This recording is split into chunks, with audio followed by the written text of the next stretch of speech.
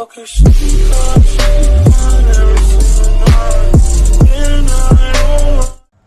everyone, today we're going to be talking about AEW FYTER FEST and exactly what happened. Last night, as you all might have seen, AEW released their brand new event. It was live, it was on pay-per-view, and I've just seen it. AEW, if you didn't already know, it's a brand that's just been started by Cody Rhodes and a few others, and it's very exciting. They're here to rival WWE. Firstly, let's talk about Christopher Daniels versus Shima. Now, it was a love-hate thing. It's a friendship versus a rivalry. It was okay. It was a back-and-forth match. It wasn't great. It wasn't brilliant, but it was a decent match to start off with. And it ended with a Shima win. Now, this sets it up nicely for Shima to go on and face Kenny Omega at Fight for the Fallen. So let's talk about the second match. Second match was Yuki versus Riho versus Nyla Rose. Now, Riha looked a little bit terrified when Nyla Rose walked out, and who wouldn't? She's the beast after all. However, the three competitors put on a great show, and it was Nyla dominating the first part of the match, and then you had Riha, and then you had Yuki, and they were, you know, friends, obviously, but friendship didn't last very long, as it never does. And it was a very good match towards the end. It was a bit sloppy towards the beginning, but the end was very good. It ended up being a Riha win.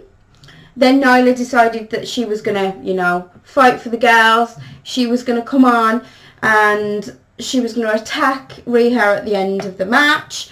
And obviously Yuki, being her friend, helped her. Now, Riha didn't look very pleased about this. So what does that set up for the future? Well, who knows?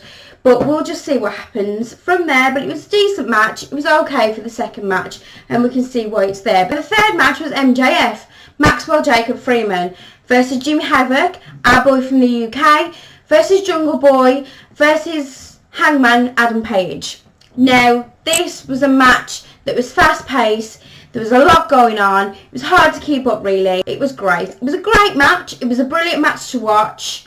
There were some good jokes, good insults from MJF to the fans at the beginning of the match. But when everybody came out, it was fast-paced, beautiful moves. It was flowed very well. It was very exciting and exhilarating to watch. Finished off with Hangman Adam Page finishing off and pinning Jimmy Havoc with a lethal deadeye. Defo one that I'm highly recommending you to watch. Now, match number four. Match number four was Darby Allin on his debut facing none other than the boss, Cody Rhodes. Now, Darby came out with a body bag with Cody's name on it. What does that tell you? That would have shook life into me at least. However, Cody came out with confidence, followed by Brandy, his wife. You could really see that the love that the fans have for Cody right now, just after one pay-per-view, it really is one of those things that gives you goosebumps. Honestly, it's great to watch. Now, my first impressions with Darby was, wow, he's fast, his ability, his agility was great, his moves were okay. Both Cody and Darby started with a very back and forth situation going on. No one really wanted to give the other one the advantage. However, towards the middle and the end of the match, there were a lot of oh my god moments. Now, it was a very good match to watch, and I recommend this to anyone to watch. If any match that you were going to watch that was sanctioned from AEW, this is the match for you. Now, the match ended up going to 20 minutes and was timed out.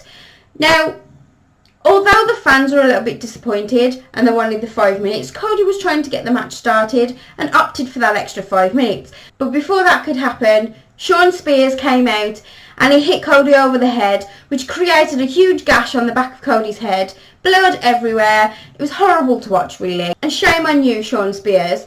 However, this called the match to a conclusion, and obviously Cody can continue. And what does this mean for Cody's future? Now, Cody has a match in 2 weeks with his brother alongside him, Dustin Rhodes, against the Young Bucks. Is he going to be cleared? Who knows? But we will soon see. Now, let's move on to match 5. Now, match 5 was an interesting one. It was Lucha Brothers with Laredo Kid.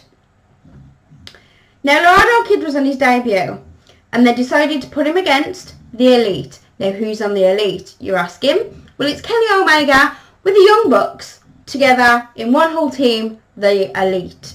Now, the beginning of this match was hilarious. It was a big reference to Street Fighter. It was great. If you haven't seen it already, go check it out. As expected, this was fast-paced, very energetic, lots of great moves.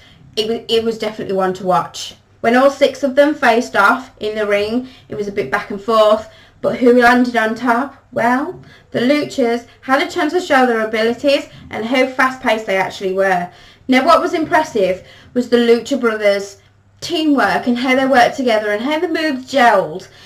Well, this was a back and forth match. However, the Elite came out on top. Kenny Omega put the 1-2-3 on Pentagon, giving the Elite, the Young Bucks and Kenny Omega the win over the Lucha Brothers. Now, Laredo Kid, his debut was fantastic. He had some great moves. Really got to see him showcase himself. Now, the Young Bucks go on to the next pay-per-view and they face Cody Rhodes and Dustin Rhodes, depending on Cody's well-being. And Kenny Omega is going to go on to face Shima in the next pay-per-view. Now, for the match you've all been waiting for, and it's the match that I personally was the most excited to watch. It was unsanctioned by AEW, but it was still a great match to watch. If you're not aware of who Jon Moxley is, it was formerly known as Dean Ambrose from the WWE. Well, Dean looks especially different now. He's Jon Moxley. He looks very confident, cool, collected. Looks like he's enjoying himself. Looks like he's having fun. Really shows what wrestlers can do when they're allowed to be themselves and not given bad gimmicks that they just don't feel comfortable to do. So, let's move on to the match. It was Jon Moxley versus bad boy Joey Janela. Joey came out very confident, very cocky, and Jon came out very confident also. Now, the reason this match wasn't sanctioned, because I think AEW were worried about what these two men were going to do each other, and that's with just cause. They're both sadistic men and happy to be in a fight. Now, this had no rules, no countouts, no time limits. Now, weapons were a big part of this match from the time that the bell rang right until the very end of the match. It started off with Jon Moxley pulling out a table and ended up with thumbtacks inside the ring. Moxley was cut open early, but that didn't seem to take away his swagger. He still swagged around the ring, he still was happy, he still was smiling, even though he was cut open. Typical Jon Moxley. Now, this was one of those car crashes that you don't really want to watch, but you do, but you can't take your eyes off it. I personally held my breath through the whole of the match. Now, this match had everything. Blood, pain, humour, high flying. It had everything. Everything that you could want. Even thumbtacks. Fans seemed to be involved from the very beginning. They seemed to like Jon and not so much Joey, but they do seem to be involved from the get-go. And not to mention the barbed wire. Now, barbed wire seemed to be a big theme in the match. And if you are squeamish, please don't watch it. But if you're not squeamish, please go check it out. It was an excellent fight to watch, especially for a fight fan like myself. Now, I'm very impressed with both men, but Jon Moxley in particular seems very, very happy in the elements that he's in at the moment, and it seems to bring the best out in him. And this match just goes to show that when not watered down, the growth and the talent out of Jon Moxley really can shine, especially in a match like this. While fans were chanting AEW continuously, along with other things, the fight finally ended. And it ended in a brutal way. Now, Jon Moxley, the showman as he is, took out a bag of thumbtacks. Now, these thumbtacks were put all over the ring. He then proceeded to take off Joey's shoes and socks, and then throw him and slam him onto the pins. Joey then got up, put a middle finger up at Jon, so Jon then took out a second bag of tacks and slammed him again into another pile of tacks. That then ended and concluded this match. It was a great match to watch, and if you're not scared of violence, please go watch it. Now, to end the match, Jon was celebrating. He was in the ring, celebrating his big win, pulling out the thumbtacks from his skin. Then Kenny Omega came down and attacked Jon from behind. The event then finishes with the sadistic smile on Jon's face, setting it up nicely for Kenny Omega versus Jon Moxley. Now, that is a match I really want to see, and I'm really looking forward to it. So, now we're on to Fight for the Fallen on the 13th of July in Jacksonville.